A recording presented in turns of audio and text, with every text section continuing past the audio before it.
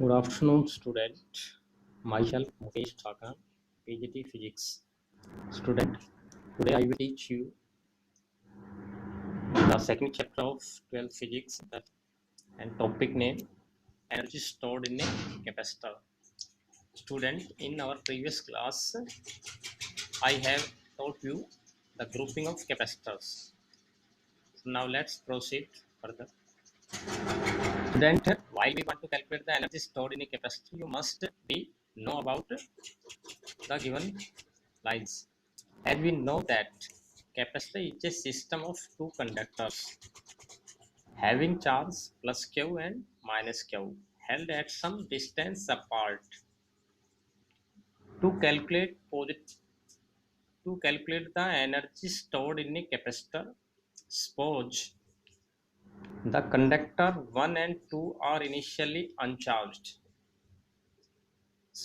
Student हमें पता है जो कैपेसिटर होता है पहले कैपेसिटर में दो प्लेट्स होती हैं और we can say that it is the combination of two conductors अर्थात first and second having charge plus Q and minus Q. To find the energy stored in a parallel plate capacitor, we consider that initially the conductor is uncharged. To calculate the energy stored in a capacitor, suppose the conductor 1 and 2 are initially uncharged. Let a positive charge is transferred from conductor 2 to conductor 1 in a small installment TQ. हमने मान लिया conductor second से conductor first में जो charge transfer हो रहा है during the charging of conductor capacitor वो स्मॉल इंस्टॉलमेंट में जा रहा है और हर एक इंस्टॉलमेंट कितने चार्ज की है डी की डी क्यू करके ऐसे कंडक्टर को चार्ज कर रहा है वो सेकंड कंडक्टर फर्स्ट को कब तक till it get a charge plus Q जब तक उसका चार्ज जो है कंप्लीट फुल चार्ज ना हो जाए वो अब जितने उसकी कैपेसिटी है प्लस क्यू स्टूडेंट जब कंडक्टर फर्स्ट पे प्लस क्यू चार्ज आएगा then conductor second will definitely get a charge minus q क्यों क्योंकि according to conservation of a charge of a system किसी भी सिस्टम का जो टोटल चार्ज है वो कंजर्व रहता है तो जितना इस पे पॉजिटिव चार्ज होगा इस प्लेट पे उतना ही इसके ऊपर सेम नेगेटिव चार्ज होगा ताकि ये जो सिस्टम है वो कंजर्व रहे इसके सिस्टम का जो चार्ज है वो कंजर्व रहे सो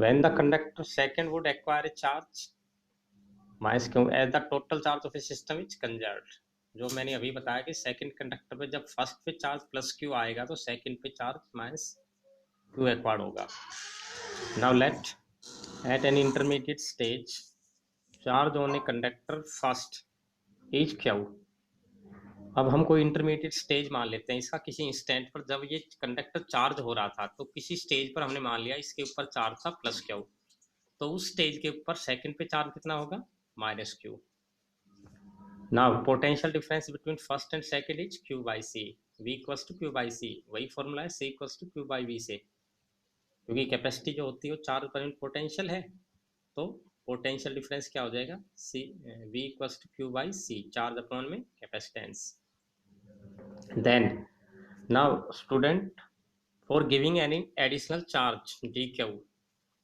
some work has to be done which is given by जब इस कंडक्टर को चार्ज दिया जा रहा है स्मॉल इंस्टॉलमेंट में डी क्यू करके तो जो वर्क डन किया गया वो कितना किया गया इस क्यू चार्ज से ऊपर डी क्यू और जब चार्ज दिया इसको इंस्टॉलमेंट दूसरी इंस्टॉलमेंट और दी तो कितना वर्क डन करना पड़ेगा क्यू बाई सी इंटू में D Q means potential into में चार्ज वर्क डन का आप पढ़ चुके हो पोटेंशियल के डिफाइन में ये जो पोटेंशियल होता है work done per unit charge होता है so work done is equals to potential into में चार्ज और पोटेंशियल अभी हमने कैलकुलेट किया था q by c but it is multiplied by charge which is given in one instalment तो ये हमारा स्मॉल वर्क डन आ गया q by c multiplied charge From this equation you can calculate the total work done to give a charge क्योंकि जो total charge है capacitors को हमने कितना देना है प्लस क्यू तो ये पूरा कंप्लीट प्लस क्यू चार्ज देने के लिए जो वर्क डन करना पड़ेगा इट इज गिवन बाय